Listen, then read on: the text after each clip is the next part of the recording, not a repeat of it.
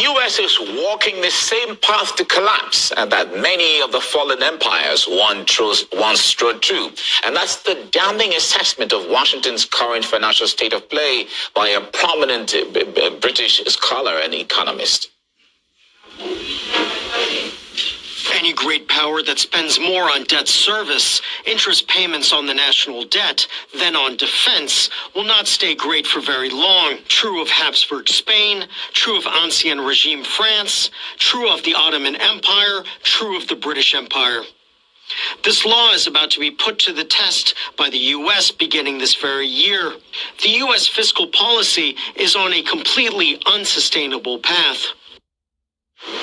All right, that was by Neil Ferguson there. Let's take a look at the numbers here. I'm going to break them down for you to see. The U.S. Congressional Budget Office itself predicts a bad ending for the American economic policy. As you can see on the screen right now, this year, net interest spending is set to surpass military expenditure by almost $50 billion.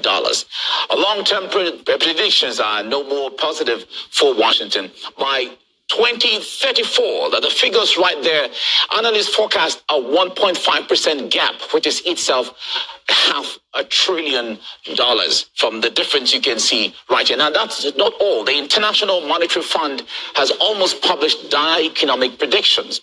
Now, the country's fiscal deficit is predicted to exceed about 7% next year, and that's a figure right here. Now, while that may sound small, it equates to about $1 trillion. The International Monetary Fund says that poses significant risk for the global economy. The second figure that you can see here shows the U.S. debt has surpassed 35%, and that's more than $10 trillion, which in other terms is 6 times the size of the UK's entire GDP. And in the long-term predictions that we can see here is also making grim readings. In 3 decades, the gap is expected to reach about 66%, or almost $20 trillion.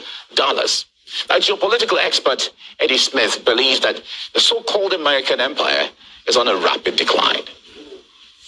The weapons industry and the weapons lobby is making tons of money from Ukraine. So it's in their interest for the government to basically give them another stipend of money by purchasing more weapons for Ukraine.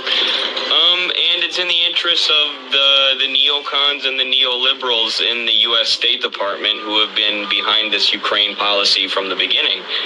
It's been something that the Democrats and folks like Victoria Nuland have been pushing for a long time. People have been predicting the collapse of the West and the Western Empire for a long time. And I mean, it is inevitable throughout history. Empires rise and fall, and the U.S. is no different. And you see the signs of an empire in decay.